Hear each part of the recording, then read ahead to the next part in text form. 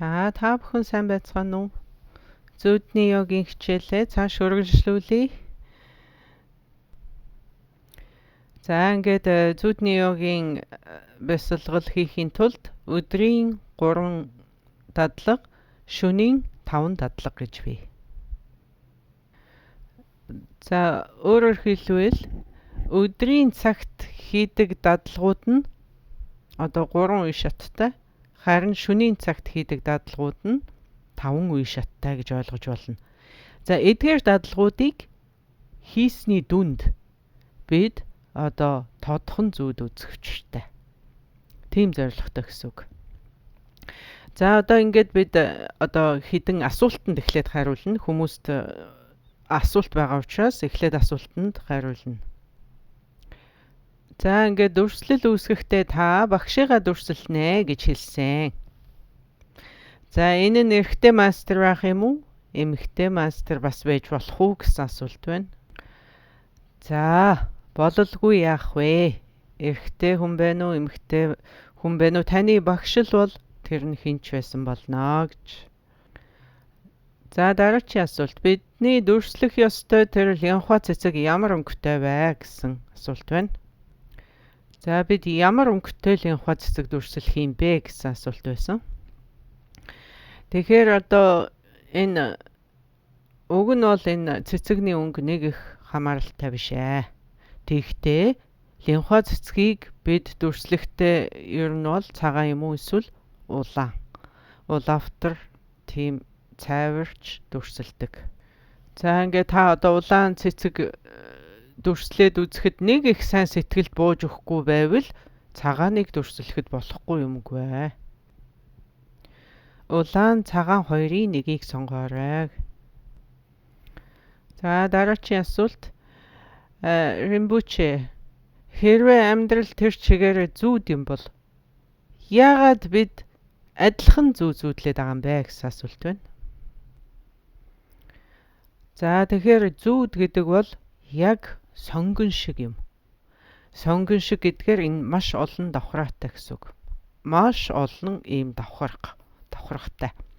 За бидний энэ амьдарч байгаа ертөнц, бидний энэ галакси тэр чигээрээ бидэнд байж байгаа нийтлэг үеийн үрээр бүтэж байгаа юм. За манай галакси өөр нэг галаксины хооронд яг тодорхой хэмжээний нийтлэг зүйл байгаа л бах. Тэгэхдээ тийм их айхтар нийтлэг карма тэнд алгаа. Харин нэг галакси дээр ингэж хамтдаа учирсан амьтад тэдэнд бол хамаагүй илүү нийтлэг карма байна. За ингээд тэрэн дотор одоо галакси дотор дахиад хэсэг бусаг хүмүүс ингээд нийтлэг кармагаар энэ дэлхийг бүтээчих. Энэ дэлхий дээр байж байгаа 8 тэрбум хүн бол нэг нийтлэг карматай гэсэн. За тэгвэл тэрнээс дахиад дотгошоо. Манай энэ дэлхийд 5-6 төв байгаа. Нэг твийнхэн бас нэг нийтлэг карматай. За ингээд тэдэнд нэг нийтлэг ийм карма байна гэдэг нь нэг нийтлэг зүүдийг тэд зүүдэлж байгаа гэсэн үг. За одоо эндээс дахиад дотгошоо. Нэг улс дотор багтаж төрж байгаа хүмүүст нэг нийтлэг карма байна. Тэд мөн адилхан нэгэн нийтлэг зүүдийг зүүдэлж байна. За жишээлх юм бол Монгол улс. Тэгээ Монгол улсад монгол хүн болж төрсөн бид нэгэн нийтлэг карматай гэсэн үг. За тэгвэл Монгол дотроо одоо Улаанбаатарт хэдэн хүн байна? Тэр хэдэн хүн тэр хэд одоо нийтлэг карматай нэгэн нийтлэг зүүдийг зүүдэлж байна. За ингээд цаашаа явна. Нэг дүүрэг ч байдаг юм уу. За нэг дүүрэгт хэдэн хүн багтсан байна. За тэгээд цаашлах юм бол бүр нарийсах юм бол нэг гэр бүлд багтаж төрөй л доо. Тэгвэл тэр чинь нэгэн нийтлэг үеийн үр байна. Нэг нийтлэг зүү зүүдэлж байна. За тэгээд цаашаага хувь хүмүүсийг болох юм. Ингээд хувь хүн дээр тулаад ирэхээр хүн болгонд өөрийнх нь карма байгаа, өөрийнх нь хувийн зүүд байгаа. Хүн болгоны өөрийн ертөнц, хүн болгоны өөрсдийн амьдрал бол тэдгээрийн өөрсдийнх нь хувийн зүүд юм аа. За ингээл бодоод үзье, энэ бол зүгээр хитгэн давхаргыг л ярьж байгаа. Тэгээд ингээд одоо хэдэн мянга сая ийм давхаргач байж болох. Яг л сонгон шиг гэдэг шүү дээ. Тэгэхээр энэ асуултын хариунд товчхон хариулах юм бол бидэнд нийтлэг карма байгаа учраас нийтийн үеийн үрээр бид нийтлэг зүй зүүдэлж байгаамаа гэж, адилхан зүй зүүдэлж байгаамаа гэж хариулна. За тэгээд энд мөн соёл байж болно. Нэг ижил соёлтой хүмүүс нэг ижил зүй зүүдэлж штт. Нийтлэг. Европууд гэхэд нэг төрлийн, одоо Азууд гэхэд нэг төрлийн. За тэгэл Азийн орон дотор Хятадууд нэг төрөл, Төвдүүд нэг төрөл гэл ингээл явах юм бол энэ бол маш олон. Тэгэхээр өөр улс үндэстнүүд ийм өөр нийтлэг карматай байгаа учраас тэдний соёл, заншил, тэдний үзэл бодол өөр байгаамаа. За тэгээ бидэнд байж байгаа энэ нийтлэг карма, нийтлэг үеийн үрээр нийтлэг зүй зүүдэлж байна гэж ярьж байгаа. Энэ бол одоо маш ерөнхий ярьж байгаа юм шүү дээ. Тэрнээс биш үеийн үрийн одоо учир шалтгаан нөхцөлийг ойлгохгүй бэрх. Энэ бол яг юунаас болоод энэ болоод байгааг тэрийг бол бид мэдхийн арга байхгүй гэж үздэг. Зөвхөн Бурхны бүхнийг болгоогчийн бэлгүүнээр л яг юунаас болоод ийм явдал болж байгааг мэдэж болно. Та бүхэн санаж байгаа бол үлгэрийн далай дээр Бурхан багшаас хүмүүс маш их асуусан байдаг. Энэ юуны учир ийм юм болчихвоо гэд. Тэгээд Бурхан энэ тэгсэн байна. Тийм учир шалтгаанаар ийм зүйл болжээ гэд ингэж хариултыг нь өгдөг. Тэрнээс биш эгэл бидний энэ эглийн бэлгүүнээр оюунаар бол тэрийг мэдхийн арга үгүй юм байна. Яагаад гэвэл итгэхийн аргагүй бодлант таахгүй. Маш бодлант. Тэрийг яг тэгж олж тогтооно гэж бидний оюунаас хэтийдсэн зүйлээ. Тэгэхээр одоо нийтлэг үеийн үрээр бид нийтлэг зүй зүүдэлж байна гэж ойлгосон байх. Энд одоо энэ хичээлийг сонсоод сууж байгаа хүмүүс мөн нэгэн нийтлэг үеийн үртэй байна. Тийм учраас энэ хичээлийг сонсож байгаа энэ зүүдийг мөн бид яг адилхан зүй зүүдлээд байна гэсэн үг. Дараагийн асуулт. За ингээд тодхон зүйд үзэх. Тодхон зүйд маань тогтворчих мөн одоо бүрэн ажиллагаатай ийм тодхон зүүдийг үзэхэд хэрийн хугацаа шаардагдах вэ гэсэн асуулт байна. За яг зөв нөхцөл байдал нь бүрдэх юм бол тодхон зүүдийг 7 хоногийн дотор үзэж болно. Тийм их хэцүүгүй гэсэн үг. Үнэндээ тодхон зүйд үзэх бол тийм одоо дааж давшгүй хэцүү зүйл бол биш юм аа. Тэгэхээр тодхон зүүдийг бид зөв дадуулга, зөв нөхцлөөр амархан үзэж болдог бах юм. Харин одоо тогтворчих мөн одоо бүрэн ажиллагаатай гэдэг юм уу, одоо бүрэн эрхэнд орсон ийм зүүдэн биеийг олохын тулд энэ бол одоо ёстой хүнээс шалтгаална. Одоо урт хугацаа шаардагдаж болно. Тийм их урт хугацаагүйгээр мөн түүнийг тогтворжуулж болно гэсэн үг. Тэгээд ерөнхийд нь хэлэхэд шүү дээ. Ер бусын тийм гайхамшигтай хүмүүс ч гэсэн зөндөө байгаа гэдэгт би итгэлтэй байна. Тэгэхдээ энэ бол хүний дадлагаас шалтгаалаад янз бүр байх юм аа. За ингээд өдрийн цагаар хийх 3 дадлага маань үнэн хэрэгтээ 3 төрлийн сэдэл юм. За энэ сэдэл гэдэг маань ерөөсөө одоо унааг хүлэглөөд явж байгаа тэр жолооч нь гэсэн үг. Жолооч нь бахна шүү дээ. Бидний сэтгэл сэдлээрээ жолоодуулаад явна гэсэн үг. За ингээд бидний сэтгэлийг унаа гэж үзвэл жолооч нь бидний сэдэл бахна шүү дээ. Тэгэхээр энэ 3 сэдлийг яг зөв төрүүлж чадах юм бол тодхон зүйд үзэх тийм хэцүү зүйл биш ээ. Дараагийн асуулт. За ингээд 24 цагт нэг удаа бид Ригпа буюу цаглашгүй ухамсарыг мэдэрдэг гэж би сонссон. Тэгэд яагаад бид түүнийг таньчихдгүй болоо гэсэн асуулт байна. За энэ хүн бид 24 цагт нэг удаа Ригпа үздэг гэж хэлсэн. Ригпа гэдэг нь бол бидний сэтгэлийн мөн чанарыг хэлж байгаа. Бидний одоо өөрсдийн байгалийн унган язгуурын мөн чанар байна шүү дээ. Тэгээд бид 24 цагт нэг удаа энийг үздэг. За бид тэрийг мэдэрдэггүй гэвэл мэдэрдэг. Бид бүгдээрээ тэрийг мэдэрдэг. Тэрэндээ умбаад байж идэг. Тэгэхдээ таньдаггүй. Сэтгэлийнхээ энэ унган мөн чанарыг мэдрэх тийм хоёр хаалга гэх юм уу, хоёр сувг бидэнд байдаг бах юм. Ийм хоёр замаар бид түүнийг мэдрэх боломжтой байдаг шүү дээ. За эдгээр нь ямар аргууд юм бэ гэвэл нэг нь бид бясалгалын хүчээр бясалгаж байж, хоёр дахь нь байгалийнхаа жамаар. Ийм хоёр л зам байгаа. Сэтгэлийн мөн чанарыг нээх. Тэгэхдээ тарины ёсонд энэ хоёрыг хавсруулдаг. Хоёулангийн зэрэг хэрэгэлдэг гэсэн үг. За жишээлх юм бол үхлийнхаа үеэр та гэгэн гэрлийг мэдэрдэг. Би мэдэрдэг гэж хэлсэн болохоос биш таныг ухамсарладаг, яг таньдаг гэж хэлээгүй шүү. За ингээд үхлийн үеэр бид энийг мэдэрнэ, өөрийнхөө үнэн мөн чанарыг яг байгаагаар нь мэдэрнэ. Тэгээд мэдрэхдээ бүр яг төгс төгөлдөр байдлаар нь бүрэн хэмжээгээр нь мэдэрнэ гэсэн үг. За нойрсох үедээ гүн ойрны үед та мөн түүнийг мэдэрдэг. Тэгэхдээ яг энэ үхлийн үе шиг ийм бүрэн хэмжээгээр биш.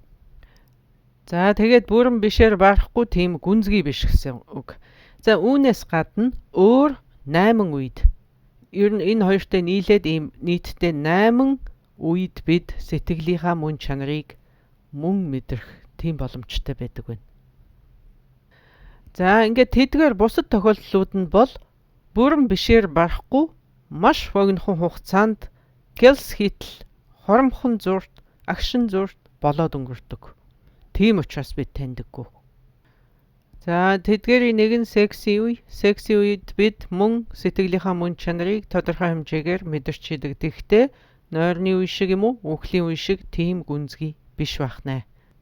За ингээд маш гүнзгий согтсон бах үедээ мөн мэдэрдэг. За эсвэл одоо найтах үед, эвшээх үед, эсвэл ухаан алдах үед, хүн ухаан алдах үед мөн мэдэрч идэг байна. Эсвэл маш их ууртай байх үед, одоо өстө бүр ухаанаа алдтал ууралдагч тийм үед. За эдгээр үеүүдэд яагаад сэтгэлийнхаа мөн чанарыг мэдэрч ийна гэд яриад байгаа гэхээр ямар ч бодлого болчдөг. Ямар ч бодлого үеийн тэр сэтгэлийг бид сэтгэлийн мөн чанар гэж нэрлэдэг байгаа. За ингээд ямар ч бодлого буюу бага бодолтой, бодол багассан, маш бага бодолтой тийм үеүүдэд бид мэдэрдэг гэсэн. Үхлийн үеэр бол ерөөсөө ямар ч бодол байхгүй. Яг гүнзгий нам унтчих үед бол бүр ямар ч бодол байхгүй. Харин энэ бусад үеүүдэд нь бодол бүр байхгүй биш. Цөөхөн бодол байгаа байхгүй. Тийм учраас биднээс тийм их айхтар гүнзгий мэдэрч чаддгүй байна. Тэгээ эндээс харж яхад ерөөсөө таны бодол багасах тусам та өөрийнхөө мөн чанар руу илүү ойртоод байна л гэсэн үг. Яагаад гэвэл бодол гэдэг чинь давлгаа байхгүй. Бодол төрнө, бодол арилна. Тийм биз? Энэ чинь давлгаа юм. Тэгэхээр бодол цөөрөх тусам та одоо өөрийнхөө унган мөн чанар руу улам илүүтэй ойртож байна гэсэн үг. За дараагийн асуулт энэ одоо тодхон зүүд үзэж явах үед бид хуусан чанарыг шунал хүсэлтэйгээ зэрэг мэдэрч байх юм уу гэсэн асуулт байна. Аль нь тэнд байх юм уу гэж. За би үгүй гэж хэлэхээр шийдлээ. Яагад гэвэл хуусан чанар гэдэг дээр хоёр янзын зүйлийг ойлгох хэрэгтэй. Өөрөөр хэлбэл хоёр янзын хуусан чанар байгаа. Бид одоо үхлийн үеэр ямар ч бодлого болдог. нам унтчихта бид ямар ч бодлого болдог. Тэр хоосон чанарыг онж байгаа хэрэг бол биш юм. Тэр ч гэсэн тэгтээ хоосон. Хоосныг мэдэрч байгаа. Тэгтээ хоосон чанар уу гэвэл үгүй. Өөрөөр хэлбэл зүгээр ямар ч бодлого болцохоор энэ бол яг хов хоосон болдог. Хов хоосон. Тэгтээ тэнд та хоосон чанарыг ончихгүй гэвэл үгүй. Зүгээр ямар ч бодлого болохыг хоосон гэж энэ нэг хоосон нь. Харин хоосон чанар юмсын өөрөөсөө хизээж бүтээгүй тэр одоо үнэн мөн чанарыг үннээр нь элтэд онохыг бид хоосон чанарыг онлоо гэж ярьдаг. Тэр бол одоо энээс ялгаатай юм аа. Тэгсэн хэрнээ одоо ямар ч бодлого болохыг биднээс бас хоосон гэж хэлдэг. Энэ зүүдний үеэр үзэж байгаа хоосон, унтах нойрсох үеэр үзэж байгаа хоосон, бид хоосныг үзнэ. Тэгтээ тэр бол яг хоосон чанарыг онж байгаа хоосон бол биш юм аа. За энд та бүхэн хэлний ялгааг ойлгоорой. Монгол хэл дээр бидэнд хоосон чанар гэдэг ийм сайхан үг байж байгаа учраас бид тэрийг хоосон гэдэгтээ андуурахгүй шүү дээ. Тэгвэл энэ өөр хэл дээр, англи хэл дээр хоосон чанарыг ч гэсэн emptiness гэд хоосныг ч гэсэн emptiness гэж байгаа учраас хүмүүст ийм одоо өөр ойлголтууд төрөд байгаамаа. За ингээд та заримдаа ингээд бодох санах юмгүй сайхан ингээд амраад сэтгэлээ чамраагаад сэтгэл чинь ч гэсэн намжаад бодлоо цөөрөөд ингээд бүр нэг ядаргаагүй сайхан болоод ирэх нь байдаг. Энэ тэгтээ хоосон чанарын хоосон биш юм аа. Энэ бол зүгээр бодол цөөрч байгаа л хэрэг юм. За эсвэл бид бясалган төвлөрөх үед ороод одоо ингээд ёстой ямар ч бодлогын төвшөнд хөрцөн амарлан оршихуд жинхэнэ хөрцөн ийм байж ахтаа ч гэсэн тэр бол хоосон чанарыг онж гинүү гэвэл хараахан үгүй юм аа. За ингээд буддизм гэж ярихад бол бид хоосон чанарыг гарцаагүй ярьдаг. За энэ буддизмын ярьдаг хоосон чанар бол одоо буддизмын голт зүрхэн юм. Хоосон чанаргүйгээр буддизм бол юу ч биш. Хоосон чанаргүйгээр буддизм биш. Хоосон чанаргүйгээр буддизм бол зүрхгүй тийм хүнтэй л адилхан юм. Тэгэхээр буддизмын голт зүрхэнд яригдж байгаа энэ хоосон чанар бол одоо бусдаас үл хамаарч өөрөөсөө бүтсэн тийм зүйл юу ч байдаггүй маа гэсэн тийм хоосон чанарыг хэлж байгаа. Биеэ дааж бүтсэн зүйл энэ орчлон дээр нэг ч байдаггүй маа. Бүх юмс үзэгдэл шүтэн барилдаж оршиж гинэ гэдэг энэ үзэл бол буддизмын голт зүрх тэр хоосон чанарын үзэл юм аа. За ингээд энийг та эхлээд зүгээр энэ оюуны хэмжээнд оюун санаандаа ойлгоод авах юм. Тэг хоосон юм биш үү? Оюун санаандаа энийг ойлголоо гэд танд тийм айхтар их өөрчлөлт гарахгүй. За гэхдээ та одоо бясалгалын хүчээр хоосон чанарыг үнэхэрийн онцох юм бол тэр цагт энэ бидний сэтгэлийн хөдөлгөөн, нисванас тэдгээр нь аврагдаж чадахгүй. Бидний энэ сансрын язоор мунхаг бүр мөсөн үрд арилж алга болно. Энэхүү давлгааны ертөнц төгсгөл болоод дахиад ямар ч давлгаа гарч ирэхгүй. Тийм болно л гэсэн. Давлгаа байхгүй учраас төрөлтж байхгүй, өхөлж байхгүй. За ингээд энийг ойлгохын тулд бидэнд одоо энэ оюун санааны хэмжээнд маш их онол янз бүрийн зүйлийг илүү гүнзгий ярилцах хэрэгтэй. Тэгэхдээ зүгээр ямар ч бодолгүй хоосон болчих нь бидний энэ хоосон чанарыг онж байгаа хэрэг биш юм аа гэдгийг л ойлгох хэрэгтэй. За ингээд үхлийн үеэр эхлээд миний одоо 32 уурын сэтгэл арилдаг. За ингээд яг миний амьсгал зогсоод зүрх зогсоход тэрнтэй зэрэг миний уурын 33 бодол зогсно. Тэгээд миний шунлын 40 бодол зогсно. Муухгийн 7 бодол зогсно. тэд цөмөөр уусан арилна. Тэгэхээр ингээд миний яг амьсгал зогсоод зүрх зогсоод эмч намайг энэ хүн нас барчлаа гэд хэлэхэд миний 5 метр хүү хураагдаад бүх бодлууд арилах нь шүү дээ. Бүх бодлууд арилахад миний энэ уур хилэн уур шунал мунхгийн энэ бодлууд цөм цугтаа арилчиж байгаа. За тэгээ оюуны 51 үзүүлэлт тэгээд 80 төрлийн бодол цөм уусаж арилнаа. За ингээд энэ бүх бодлууд уусчлаа шүү дээ. Тэгсний дараа ч гэсэн надад нэг бодол үлддэг. Ганцхан бодол үлддэг. Тэр ямар бодол байх вэ? Хоосон юм байна. Хоосон гэсэн бодол. Надад ямар ч юмсын тухай бодол байхгүй одоо. Халуун, хүйтэн, гоё, муухай, зөв, буруу гэсэн ямар ч бодол байхгүй. Тэгсэн хэрнээ надад ганц бодол үлдсэн биз дээ. Хоосны тухай. Хоосон юм биш дээ. Та одоо ингээд маш гүнзгий нойрсож байгаа сэрхэд чи би танаас та юу санаж ийн гэж асууш. Та юу санаж ийн гэж асуухаар би юу ч санахгүй нэ гэж хариулна үстэй. Тэр юу ч санахгүй байгаа чинь хоосны тухай бодол байгаа байхгүй. Яг гэвэл та юу ч санахгүй байгаагаа санаж байгаа үстэй. Танд хэдийгээр юмсын тухай бодол байхгүй, ямар ч бодол байхгүй болцсон байлаа ч гэсэн эцсийн ганц ийм бодол үлднэ. Тэр нь хоосны тухай бодол юм а гэдэг шүү дээ. Энэ юу чгүй хоосон юм биш үү гэсэн бодол чинь л арилж алгуулахгүй байхгүй. Үхлийн үйл явц үхэл хоёр тусдаа зүйл юм шүү дээ. За ингээд үхлийн үеийн уусалт одоо шороо махбод усанд ус гал махбод хий окторгуй махбод тэгээд цаан гэрлийн октор улаан гэрэл хар гэрлийн окторгуй гэгэн гэрэл гэж ийм дараалттай явна шүү дээ. Энийг бид үхлийн үйл явц гэж байгаа. Ингээд гэгэн гэрэлд хүрэхэд үхэл гэдэг байхгүй юу? Тэнд хамгийн нарийн бодлол байгаа. Тэнд уурын бодол байхгүй, шунлын бодол байхгүй.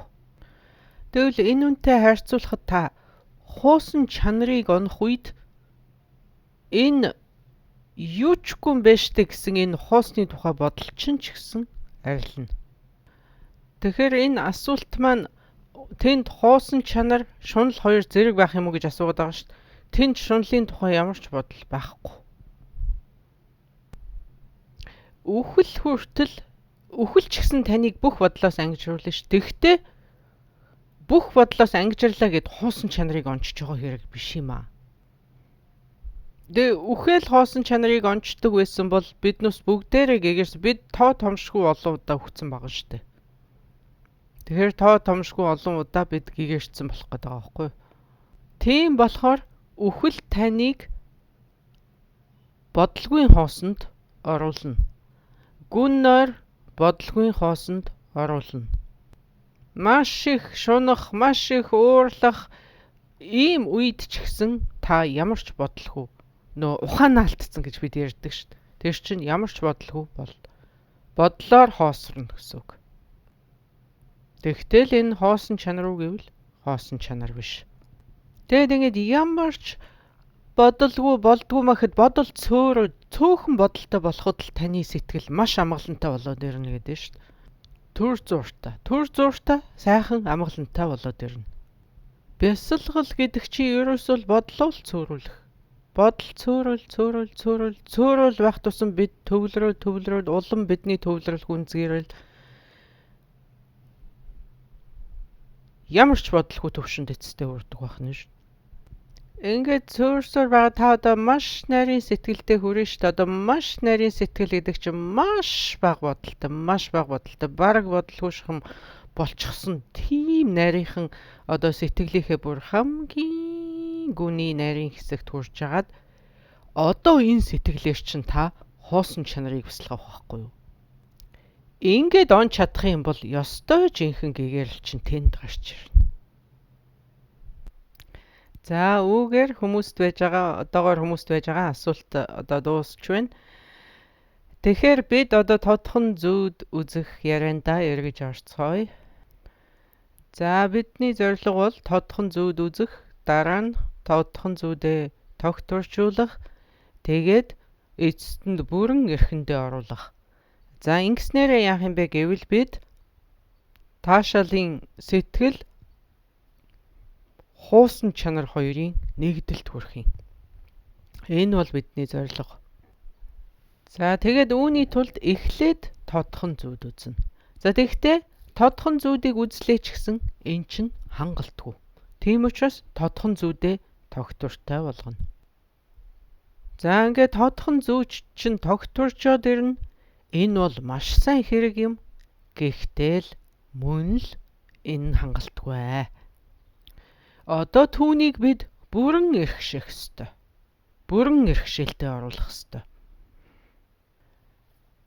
За энэ гурван шатыг давсны дараа таны зүүдэн бие, зүүдэн сэтгэл үнэхээр ёстой бүрэн одоо өөрийн дураар захиран зарцуулах тийм бүрэн эрхэнд орж ирнэ гэсэн үг. Та бол одоо зүүднийхээ мастер болно гэсэн үг. За тэгээд энэ бүрэн эрхшээснийхаа дараа яах вэ гэх юм бол бид таашаалын сэтгэл хуусан чанар хоёрын нэгдэл дээр төвлөрөн бясалгана. За энд таашаалын сэтгэл гэж юу хэлж байгаа юм бэ гэвэл бидний маш нарийн сэтгэлийг хэлж байгаа. За энэ маш нарийн сэтгэл Ригпа, гэгэн гэрлийн сэтгэл, бидний сэтгэлийн унган мөн чанар, бидний язгуурын гэгэн гэрлийн их зэрэг нь бол одоо бүгдээрээ нэгэн зүйлийг хэлж байгаа. Энэ өөр нэршилтэй болохоос биш бүгд адилхан нэг зүйлийг хэлж байгаа гэж ойлгох хэрэгтэй. За тэрийг энэ хичээлд бид таашаалын сэтгэл гэд нэрлэж байгаа. За таашаалын сэтгэл гэдэг нь юу юм бэ гэхээр ямар ч бодолгүй тэр сэтгэлийг хэлж байгаа. За таашаалын сэтгэл гэдэг маань бодлогын төлөвийн сэтгэл бидний маш нарийн сэтгэл байх нэ. Тэнд бодол байхгүй, сэтгэлийн хөдөлгөөн байхгүй учраас тэнд ямар ч давлгаа байхгүй. Энд хүрээд, энэ төлөвт хүрээд та өөрийнхөө үнэн мөн чанар руу ганцхан харахад та өөрийнхөө үнэн мөн чанарыг нээх бололцоод ганц харахад л болж. За та өөрийнхөө үнэн мөн чанарыг нээгээ зогсохгүй. Та хизээч дахиад тэрийг алдахгүй. Хизээч дахиад алдагдахааргүй тэр зүйлээ олж авна. За одоо ингээд багшаа зүүдний үе, сэрүүн үе хоёр чинь тэгээ ямар ялгаатай юм бэ гэж асуувал мэдээж энэ бол маш их ялгаатай. Сэрүүн үед бидэнд энэ бүдүүн бие, бүдүүн сэтгэл байгаа шүү дээ. Энэ бүдүүн бие сэтгэл бол яг л зөрүүд хүүхэд шиг маш хатуу тэмдэг чанартай. Энэ бие сэтгэлээр бид дадлага бясалгал хийнэ гэвэл бидэнд маш хатуу сахилга бат, маш их хичээл шамдал, зүтгэл, хүч энерги шаардлагатай. Тэгвэл зүүдэн бие, зүүдэн сэтгэл энэтэй харьцуулах юм бол маш хөнгөн, маш чөлөөтэй. Тийм айхтар хатуу тогтцсон тийм тэмдэг чанар тэнд байхгүй. Тэгээд бидэн шиг ийм зөрүүд биш. Тэгээд зогсохгүй тэдэнд эго бага. Бидэнд байж байгаа шиг ийм их эго байхгүй нэ штэ. Бидний одоо энэ бүдүүн бие, бүдүүн сэтгэл бол үргэлж би гэж байгаа үстэй. Би л гэл. Тэгээ энэ биеийг нэрээ дадуулна гэвэл ёстой маш их дадуулах, маш их зуршуулах, маш их сануулах шаардлагатай. Тэгээд маш амархан мартна. Тэгэхэд чин зүүдэн бие, зүүдэн сэтгэл ингээд өмнөөс эсэргүүцэн тэмцээд ах тийм юм байхгүй тэнд. Ингээд эсэргүүцэл байхгүй, зөрүүд биш. Маш чөлөөтэй. Тэгээд тэр хувь хүний шинж чанар маш багатай. Тийм хувийн шинж маш багатай. Тийм учраас л зүүдэн биеэр дадуулах нь ерөөсөө энэ бүдүүн биеэр дадуулснаас хамаагүй илүү хурдан юм а гэдэг нь ойлгомжтой байгаа зү. Зүүдэн бие, зүүдэн сэтгэлийг дадуулахад маш амархан. Тэдэнд одоо юм зааж сургахад маш амархан. Шууд дагна. Яагаад гэвэл эсэргүүцэл багтай. За тэгэхээр одоо энэ зүүдэн бие сэтгэлийг чинь ашиглахын тулд бид өдрийн цагт 3 сэтлийг төрүүлдэг байх юм. За сэтэл гэдэг бол таны сэтгэлийн жолооч нь гэж хэлсэн. Таны сэтгэлд тийшээ яваа гэж ингэж одоо чигийг гаргаж өгч идэг зүйл бол таны сэтэл юм. Энэ сэтлээрээ бид жолоодуулаад явах учраас бид одоо энэ сэтлээ маш хатуу хүчтэй үүсгэх хэрэгтэй. Өөрөөр хэлбэл тодхон зүүд үүсэх юмсан гэсэн энэ сэтэл хүчтэй байх тусам одоо бид тийм хурдтайгаар тийм хүчтэйгээр тодхон зүүд үүсэх бололцоотой. Тэгэхээр яагаад бид тодхон зүүд үзэж чаддгүй юм бэ гэвэл бидэнд энэ сэтэл нь байдаггүй. Бидэнд энэ сэтэл нь дутаад байдаг гэсэн үг. Сэтэл байхгүй байхаар яах вэ? Энэ сэтгэлд жолооч байхгүй шүү дээ. Жолоочгүй машин таныг хаач хүрэхгүй шүү дээ. Тэрнтэй адилхан жолоочгүй сэтгэлээр та дадуулна гэж байхгүй. Тэгэхээр сэтэл гэдэг биднийг сэтгэлийг жолоодно, бидний сэтгэлд зүг чигийг зааж өгнө, тэгээд биднийг хувиргаж чаднаа. Товчоор хэлэхэд бүх юмыг энэ ганц сэтлэр бид хийж болно гэсэн үг. Зүүдний ертөнцид хэн хүчтэй вэ гэвэл сэтэл хүчтэй. Бидний сэтэл. За тэгэхээр энэ одоо сэрүүн үед бид энэ сэтлийг яаж төрүүлэх юм бэ гэвэл бид өөрийнхөө хоолойн хүртэнд лимфа цэцэг дурсалдаг. За ингээд лимфа цэцгийн голд өөрийнхөө багшийг заларч байна гэж дүрслээд за ингээд танд багш гэж байдаггүй бол бурхныг бурхан гэж байдаггүй бол зүгээр хоосон лимфа цэцэг дурсалсан ч мөн болно. За ингээд дараачийн алхам нь та залбирах ёстой. За ингээд өөрийнхөө сэтгэл тэр багш байна уу, бурхан байна уу, тэр зураглал, дүрслэл үүсгэсэн ш тэрийг бодж жогоод залбирна. За ингээд залбирах хүн байхгүй л юучгүй хоосон өгтөргөө бодж жогоод залбирна. За ингээд залбирна гэдэг нь одоо жишээлх юм бол ламанчино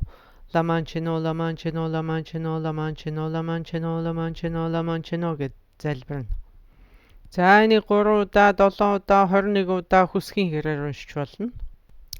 Ламанчино гэд уншсныхаа дараа одоо ёстой чин сэтгэлийнхээ угаас чин сэтгэлээр одоо залбирна. За яах гэж залбирч байгаа вүлээ? Таны сэтэл бол тодхон зүүдээ үзэх болтугай. Би өнөөшн тодхон зүүдээ үзэх болтугай. За энэ бол эхний дадлага. За тэгээд хоёр дахь дадлага бол та амаараа бүр дуулдахаар өөртөө хэлнэ. Би зүүдэлж байна. Та өөрийгөө зүүдэлж байна гэж хэлнэ. Би зүүдэлж байна. Тэгээ зогсохгүй өөрийгөө зүүдэлж байна гэж бодох хэрэгтэй. Тэгээд хэсэг хугацааны турш би зүүдэлж байна гэж өөртөө дуулдахаар хэлнэ. Тэгээ зогсохгүй мөн би зүүдэлж байна гэж бодно. За ингээд өөрийнхөө амьдрал, гэр, орон, үр хүүхэд, нөхөр, эхнэр, ажил, төрөл, дарга зэрэг бүгдийг танд чухал гэсэн болгоно. Танд чухал биш ч гэсэн бүх юмыг энэ бол зүүд юм аа. Энэ бол зүүд юм аа. Би зүүдэлж байна гэж хэлнэ. Энэ ингээд хоёр дахь сэтэл нь. За ингээд хайртай дуртай юмнуудаа, хайртай дуртай хүмүүсээ ингээд зүүд юм а гэж бодох танд жоох эмзэг байж магадгүй. Тэгсэн ч гэсэн тэгж бодохыг хичээх хэрэгтэй. За ингээд та бүхэн бүгдээрээ л хүүхдтэй маш их хайртай байгаа. Тэгээд ингээд хүүхдийнхаа царай руу харж агаад энэ бол зүүд штэ гэд. Тэгээд хэлээд үзээрэй. Энэ бол зүүд. Би зүүдэлж байна. Заавал хүүхэд байх албагүй. Тэгээд өөрийнхөө дуртай дургу альва бүх юмыг ерөөсөө л харсан даруйда, өөрсөн даруйда энэ чинь зүүд шүү. Энэ ч бас зүүд шүү. Би зүүдэлж байгаа шүү гэж хэлээд явах нь шүү. Өглөөс ирсэн цагаасаа эхлээд шүн унтахыг хүртэл харсан бүхэн, сонссон бүхэн, энэ болж байгаа бүхэн зүүд юм аа.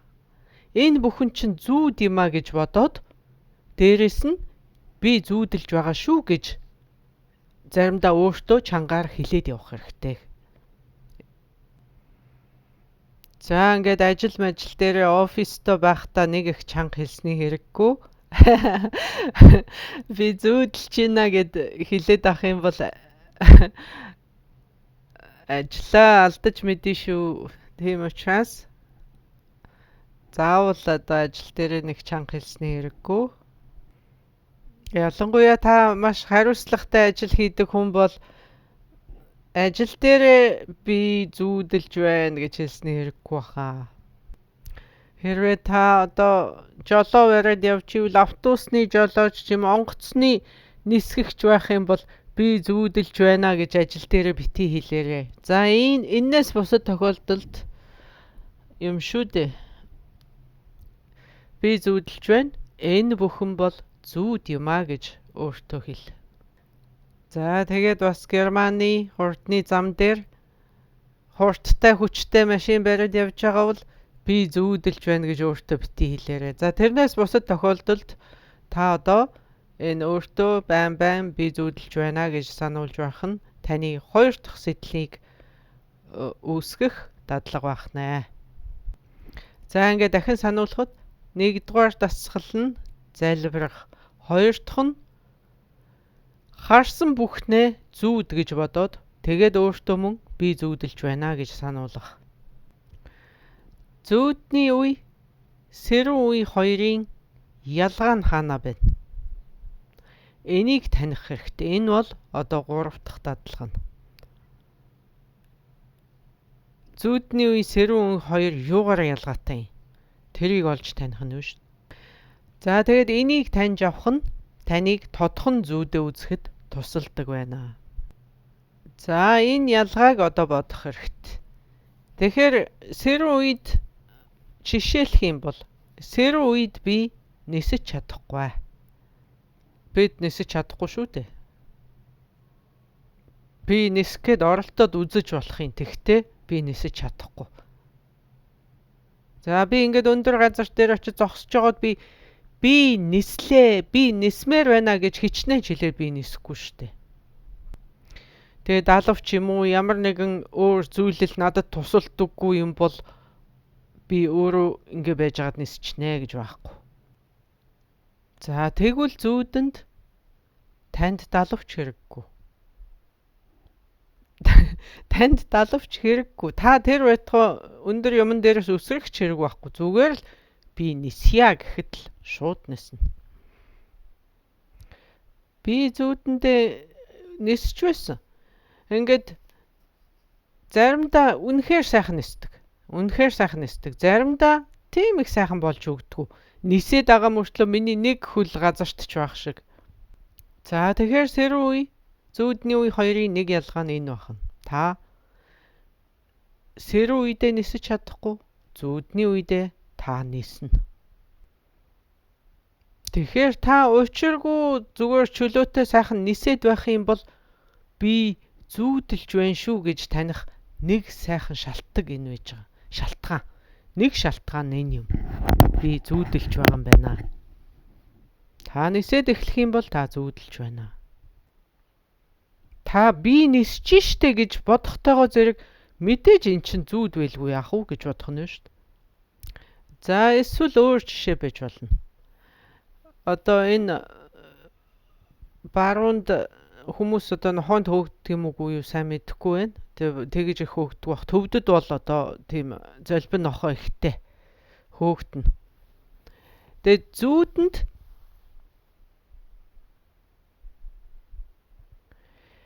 сэрүүн үед хэрвээ нохоо намайг хөөх юм бол би зүхтаж чадна. Зүүдэнд бол би зүхтаж чадахгүй. Сэрүү үед бол бид зүхтаач. За яг уу хэр хол зүхтаахыг хэлж мэдэхгүй л дээ. Тэгтэл зүхтаахыг хичэн шүү дээ. Зүүдний үед бол зүхтаачдаг. Зүүдэнд нохой ч юм уу ямар нэгэн өөр амьтан чамайг хөөхөд зүхтаач чаддаг. За энэ бол бас нэг ялгаа нь. Та тэгээ зүүдэндээ зүхтъя гэж бодож байгаа. Бодохын үед бодож байгаа. Бодсон ч гэсэн та зүхтаж чадахгүй. За энэ бол одоо таны би зүүдэлж байгаа юм байна гэж бодох бас нэг чухал шалтгаан юм аа. За иймэрхүү явдлууд л болоод ирэх юм бол би зүүдэлж байна. Би зүүдэлж байна. За эсвэл өөр жишээ. Та одоо ингээд надтай яриа сууж илаа гэж бодъё. Та надтай яриа сууж илаа. Тэгсэн чинь нэг мэдсэн чинь та Обаматай яриа сууж ивэл яах вэ? Гэхдээ би гарцаагүй л бүрлгүүл увсан багштай яриа сууж исэн юм да. Нэг харсан чинь л Обама болчих юм. За ийм тохиолдол гарах юм бол та зүүдэлж байна. За эсвэл та шин дээли энтхэгийн шин дээлийн хотод байлаа гэхэд нэг мэдсэн чинь Нью-Йоркд байж ивэл яах вэ? Тэгвэл юу гэж бодох вэ? Би зүүдэлж байгаа юм байна. Иймэрхүү өөрчлөлтүүд сэрүү үед бидэнд тохиолдож болохгүй зүйлүүд баггүй. Сэрүү үед ягаад ч байж боломгүй ийм зүйлүүд болоод ирэх юм бол энэ бол таны зүүдэлж байгааг илтгэх маш чухал шалтгаан юм аа. Би одоо энд та нарын өмнө ингээл яриа сууж ирсэн гинт өөр хүн болчихно гэж байхгүй шүү дээ сэрүү үед. Ягаад гэвэл эн чинь физикийн хуулинд таарахгүй үстэй. Бид физик биеийн хуулинд захирагдаж амьдрын шүү дээ. Тэрнтэй яг адилхан Нью Делид сууж илаа гэхэд дараачийн агшинд Нью-Йоркт би хоолойдээ сууж ийна гэж тийм юм сэрүүн үед бол байхгүй шүү дээ. Яагаад ч болохгүй. Яагаад гэвэл физикийн хууль, орон зай, цаг хугацаа. Тэгвэл зүүдний үед энэ бүх физикийн хууль тэнд үйлчлэхгүй. Тийм учраас зүүдэнд энэ бүхэн болох боломжтой. За иймэрхүү тохиолдлууд гараад ирэх үед л та би зүүдэлж байна гэж таних хэрэгтэй байна. За бас өөр ийм тохиолдол байж болно. Та ингээд нэг хүнтэй цуг ингээ байж исэн чинь нэг мэдсэн чинь 100 хүнтэй цуг байж ивэл та зүүдэлж байна гэсэн үг. За эсвэл та улаан машинд орж суугаад давхиж жагаад буугаад харсан чинь цагаан машин болцсон байвал та зүүдэлж байна. За энэ ч гэсэн сэрүүн үед боломжгүй явдал. Тэгэхээр та сэрүүн үеийн явдал, зүүдний үеийн явдал хоёрын ийм ялгааг олж тогтоох хэрэгтэй. За энэ бол одоо 3 дахь сэдэл байна. Тэгэхээр энэ 3 сэдэл таныг одоо тодхон зүүд үзэхэд тусалдаг байна. За энэ 3 дахь сэдэл нь 3 дахь сэдлийг үүсгэдэг энэ дадлага бол одоо та хэрвээ ийм байж боломгүй явдлууд болоод ирэх юм бол би зүүдэлж байгаагаа санах ёстой шүү гэж өөртөө сануулах юм. Өдрийн цагаар би нисэж чадахгүй. Зүүдэндээ бол би нисэж чадна. Тэгэхээр би нисээд байх юм бол эн чинь зүүдэлж байна шүү. Би зүүдэлж байгаа юм байна шүү гэж би зүүдээ таних юм шүү гэж өөртөө сануулах юм. Нисэж байгаа тохиолдол болгондоо би зүүдэлж байгаагаа таньнаа гэж. Нисэх болгонд би зүүдэлж байгаагаа мэдчих болно гэж өөртөө сануулах юм. За өдрийн цагт энэ 3 сэдлийг үүсгэснээр та шүн зүүдээ тодхон үзэх боломжтой. За тэгэхээр таны сэтгэл гэдэг бол таны сэдэл гэдэг бол таны сэтгэлийн жолооч юм аа. За ингээд та одоо эхнийхээ сэдэл нь залбирах гэж байгаа шүү дээ. Одоо та намайг бодож залбирах юм бол би ч гэсэн та нарыг тодхон зүүдээ үзэх болтугай гэж мөн залбирна. Ингэж бодох нь энэ маш тустай. Маш тустай. За би багштай залбирч чинь багш маань бас бидний төлөө биднийг тодхон зүйл үзэх болтугай гэж залбирч байгаа шүүгээ бодохтой зэрэг таны сэтгэл өөрчлөгдөн шүү дээ. За энэ залбирал эхнийх. Хоёр дахь нь бүх юмыг зүүд мэт үзье гэж. Бүх юмыг. Энэ эргэн тойрон хажуугаар байж байгаа юмнууд. За тэгэл одоо өмсөж байгаа хувцс хунаар өөрийгөө. За тэгэл хоол идэхдээ би зүүдэлж байна. Юм уухтаа би зүүдэлж байна. Ариун цэврийн өрөөнд орохдоо би зүүдэлж байна. Ажилдаа явахдаа би зүүдэлж байна. Би зүүдэлж байна гэж бодохын хажуугаар хит хитэн удаа өөртөө дуулдахаар хэлээ гэдэг байгаа шүү дээ. За ингээд босстойгоо ярьж байхдаа бүр хамгийн чухал босстойгоо ярьж байхдаа ч гэсэн дотроо энэ бол зүүд юм шүү. Хэлж байгаа, хийж байгаа, мэдэрч байгаа бүх юмоо зүүд мэт үзье гэдэг шүү дээ. Хин нэгэнд уурчин хүрээд өчиргүй уурлаа гэхэд эн чин зүүд шүү. Хин нэгэн хүн танд эргүүлээд уурлаа гэхэд та энэ ч гэсэн зүүд шүү. Тэгээ завсарт нь өөртөө дуулдахаар мөн энэ бүхэн зүүд шүү. Би зүүдэлж байгаа юм шүү гэж хэлж явах хэрэгтэй. За тэгээд сүүлчийнхэн сэтэл нь одоо энэ зүүдэнд болох боломжтой, энгийн үед болох боломжгүй. Тийм байж боломгүй зүйл болох юм бол би зүүдэлж байгаагаа таних ёстой шүү гэж өөртөө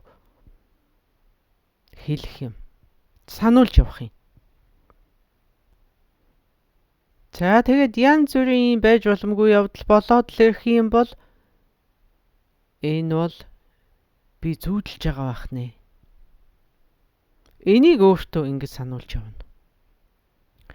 За энэ гурван сэтлээс, энэ гурван дадлагаас хамгийн чухал нь хоёр дахь дадлага нь юм шүү. Өдрийн цагт бидний хийх энэ гурван дадлагын хоёрдугаар дадлага нь бүх юмыг зүүд мэт үзье гэдэг нь хамгийн чухал дадлага юм шүү. За ингээд өглөө нойрноос сэрлээ шүү дээ. Өглөө нойрноос сэрэл арай гэж нэг нүдэ нэнгүүтлээ шууд өөртөө би зүүдэлж байна гэж хэл.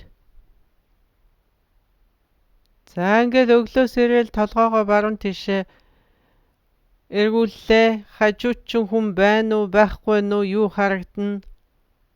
Тэрийг харангуутаа юу гэж бодох вэ гэхээр энэ бол зүүд шүү. Би зүүдэлж байна. Чангаар хэлэхээр би зүүдэлж байна гэж чангаар хэлэхээр асуудалд орох гэдэг амаа таглаж байгаа ч болсон би зүүдэлж шүү гэд аяархан хэлсэн ч болно. За тэгээд ингээд шүршүрт орохдоо би зүүдэлж байна. Өглөөний цайвуулаа би зүүдэлж байна. Энэ ч гэсэн зүүд шүү. За ингээд ажилдаа явлаа би зүүдэлж байна. Ажил дээр ингээд цуглаан уулзалт болж байна. Энэ ч гэсэн зүүд юм а би зүүдэлж байна. За та өдрийн турш үнэхээр ингэж явж чадвал за тэгвэл тодхон зүүд үзэх танд маш амархан байх болно. За тэгвэл одоо шөнөөр хийдэг 5 дасгал байгаа. За ингээд энэ шөнийн дадлагын нэг чухал хэсэг нь одоо цаг зүүдээ үзэх цаг. За тэгэхээр энэ эхнийх нь одоо зүүдний йогыг хийх цаг. Хоёр дахь нь ямар байрлалаар хэвтэж хийх вэ? Гурав дахь нь төвлөрөх газар. Хаана төвлөрөх вэ гэсэн үг. За дөрөв дахь нь дүрслэл үүсгэх. За тав дахь нь сэдлийн хүч. Ийм 5 хүчийг үүсгэнэ. За ингээд зүүдний йогыг бясалгах цаг гэдэгт эхлээд бид эглийн нойроор унтна. Эхлээд зүгээр унтаад өхнө. Тэгээд үүрээр босоод бид одоо нэг ус уудагсан уу яадагсан. Тэгээ үүрээр нэг сэрээд тэгчэд буцаж унтахдаа зүүдний йогыг хийвэл энэ бол хамгийн зөв цагаа. Тэгэхээр өглөө 5-аас 8-ийн хооронд бахна шүү дээ. Зүудний йогыг хийх хамгийн тохиромжтой цаг. Яагаад гэвэл ийм үед өөрөөр та тийм айхтар гүнзгий унтдаггүй. Тийм айхтар гүнзгий унтахгүй учраас гүн нойронд автахгүй учраас танд зүүд үзэх шанс ихтэй.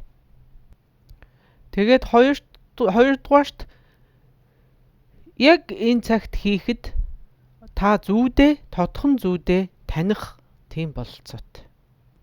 Тиймээс тохиромжтой цаг нь өглөөгөр бахна. Өөрөөр 5 цаг, 6 цаг, 7 цаг, 8 цаг. 5-аас 8-ийн хооронд хамгийн тохиромжтой бахна. За эсвэл шөндөө хит удаас сэрээд унтаад байх нь бас зүүд үзэх шанс ихтэй байдаг. Зүүд ямар ч юм зүүдлэхгүй байх нь бидэнд асуудал байхгүй юу? Яг энэний хувьд, энэ зүүдний йогийн хувьд. Тэгэхээр чин эхлээд ямар ч ихсэн эглийн нойроор унтна.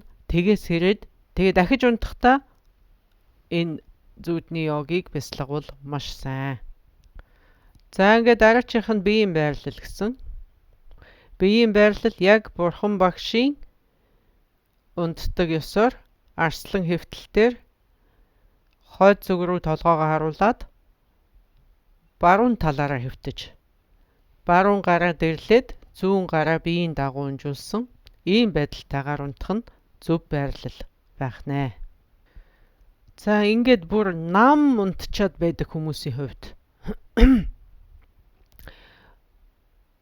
юу ч зүүдээ санахгүй ингээд нам унтчаад байдаг хүмүүсийн хувьд хэвтэж биш одоо бясалгаж байгаа мэт суугаа байдалтайгаар унтахыг бид зөвлөдөг. Яг уу хитрхи гүнзгий унтахаас сэргийлж штэ. Хитрхи гүн унтахаас сэргийлээд ингээд суугаа байдалтай суугаагаараа унтаа гэсэн үг. Тэгж хийх юм бол зүүд үзэх тодхон зүүдээ үзэх бололцоотой байх нэ. За ингээд Бурхан багшийн заасан тэр арслан хэвтэлтээр хэвтэх бол одоо классик одоо уламжлал болсон тийм биеийн байрлал байх нэ. За тэгээ баруун талаараа гэдэг чинь толгой хойд зүг рүү, хөл өмнө зүг рүү, таны хэвлий баруун зүг рүү, таны нуруу зүүн зүг рүү чиглэсэн байна гэсэн үг. За мэдээж автоматар энэ зүг чиг ингэж таарна шүү дээ угаасаа. За тэгээд зүүдний йогийг бясалгах хамгийн тохиромжтой байрлал бол энэ байх нэ. За тэгээд чимээгүй, нам гүм тийм газар байх шаардлагатай. Тэр бол ойлгомжтой. Их чимээ шуугантай газар зүүдний йогийг бясалгаж боломжгүй шүү дээ. Тэгээд одоо та хит гүнзгий унтахгүй, тэгтээ бүр сэрчихгүй энэ хоёрын яг хооронд байх нь шүү дээ. Тийм байж зүүдний йогийг хийн. За энэ бол ойлгомжтой. Таны нойр хит гүнзгий байх юм бол та зүүд үзэхгүй. Хэрвээ та маш сэргийг унтах юм бол зүүд үзэнгүүтээ сэрчээд идэг. Зүүд гарч ирэхээр л сэрчээд идэг. За ингээд таны хэр гүйхэн унтах нь одоо таны хэр их юм эдснээс шалтгаална. Тэгээ их юм идэх тусам хүн илүү нам унтдаг. За тэгэл одоо энэ өрөөний температур одоо таны хүнжил, нэмгэн, зузаан, дээрмэр, орчин тогтгүй гэл янз бүрийн нөхцлүүд мэдээж энд нөлөөлнө л дөө. Гүн унтах уу одоо сэргийг унтах уу гэдэгт нөлөөлнө шүү дээ. Тэгэхээр одоо зүүдний йогийг хийх одоо хамгийн сайн ойрыг олж авахын тулд та өөрөө энийг бага сага тохируулах нь шүү дээ. Хитрхи гүн унтчихгүй, хит сэргийг унтчихгүй яг тохируулж унтах нэ. Тэгэх юм бол та төгс тодхон сайхан зүүд үзэх нь шүү дээ. Тиймгүйсэн бол хитрхи гүн унтчихаар зүүд гарч ирлээ ч гэсэн та зүүд үзэж байгаагаа танихгүй. Тэгээ зүүдэлж байгаагаа бүдэг бадаг мэдлээ ч гэсэн тэр чинь ийм амар бүдэгхэн танихын арга байхгүй дараа нь санагддаггүй. За төвлөрөх цэг гэхээр за зүудний йогийн хувьд төвлөрөх цэг янз янзын газар бид төвлөрдөг. Заримдаа духны хүртэн төвлөрөх нь ч бий. Заримдаа хамран дээр, заримдаа хоолойдоо. Тэгээ заримдаа бүр нууцын хүртэнд хүртэл төвлөрч болдог байна. За ингээд энэ олон байрлалаас хамгийн чухал цэг бол хоолойн хүрт. За ингээд хоолойн хүрт яагаад зүудний йогт ийм чухал байгаа юм бэ гэдгийг бид маргааш ярилцсан. Дараагийн хичээл дээр ярилцах болно. За ингээд дараачихын дадлага нь дүрслэл үүсгэх гэж байгаа юм. За дүрслэл ямар дүрслэл үүсгэж болох вэ? За юуны төрөв улаан линхуа цэцэг дүрсэлж болно. Тэгээд дэлбээ болгон дээр нь а, ну, та, ра гэд голд нь өсгтэй. Ийм тарны өсгүүдтэй ийм улаан линхуа дүрсэлж болно. Тэгээд дөрвөн дэлбээтэй линхуа цэцэг байх нь биш. Тэгээд дэлбээ болгон дээр дөрвөн өсөг, тэгээд голд нь нэг өсгтэй. За энэ тарны өсгнүүд нь цагаан өнгөтэй. За ингээд энэ дүрслэл одоо их бодлонтой мэт тань санагдж магадгүй. Энээс энгийнээрч дүрсэлж болно. Энээс илүү бодлонтойч дүрсэлж болно. Бүр хамаагүй замбраагүй их дүрслэл үүсгэсэн ч бас болно. За ингээд дүрслэл нь ингээд маш амаргүй юм ээдрээтэй байх тусмаа тухайн хүнд улам илүү нөлөөлөх нь ч байдаг. Тийм хүмүүс бас бий. Тэгвэл зарим хүнд энгийн байх тусмаа илүү нөлөө үзүүлэх нь ч байгаа. За эсвэл цагаан линхуа цэцэг дүрслээд яг голынх нь дэвсгэр дээр А үсэг. Улаан А үсэг дүрсэлж болно. Цагаан линхуан дээр улаан А үсэг. За энэ бол одоо хоёр дахь хувилбар нь. За мөн өөр бүр энгийн хувилбар байж болно. Энэ төв үсэг энтер дүрслэхэд амаргүй байгаа бол тийм хүмүүст одоо цагаан линхуа цэцэг дүрслээд голд нь шар тусал байгаагаар дүрсэлж мөн болно. За тэгээд шар тусал та бас өнгийг нь сонгож болно. Энэ шар байхын оронд улаан тусал, цэнхэр тусал юм уу, ногоон тусал юм уу та өнгийг бас өөрөө сонгож болно. Аль нь илүү танд үйлчилж байна, аль нь илүү танд холбогдож өгч байна. Тэр өнгөө сонго энэ тусалны хувьд. За тэгэхээр энэ хамгийн энгийн дүрслэл нь цагаан линхуа голдоо шар тусалтай байх нэ. Энэ бол 3 дахь хувилбар нь. За ингээд сүүлчийнх нь 5 дахь дасгал нь юу юм бэ гэвэл одоо сэтлээ сэргэн. Сэтлээ сэргэх гэдэг нь зүүдэндээ би тодхон зүүд үзэх болтугай гэсэн сэтлээ дахин сэргээж ингэж баттай болгоно гэсэн үг. Би зүүдэлж явахдаа би зүүдээ таних болно. Би зүүдээ таних болтугай. Би тодхон зүүд үзэх болтугай. Тэгээ зүүдээ таних болтугай гэж өөртөө хэлнэ. За ингээд ийм сэтэл үүсгэснийхаа дараа одоо ёстой нөгөө төрөний дүрслэл байна шүү дээ. Тэрэн дээрээ төвлөрөөд одоо цагаан линхуа шар тусал дүрсэлсэн бол тэр яг шар туслан дээрээ төвлөрөн байгаад унтахаа хүлээнэ.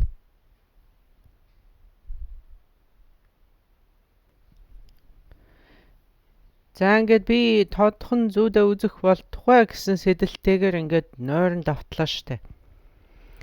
За нойрон давтах гээд ингээд хэвтэж байх зур ямар ч бодол орж ирсэн тэдгээр дургуутсан татгалзах хэрэггүй. Зүгээр л ажигл.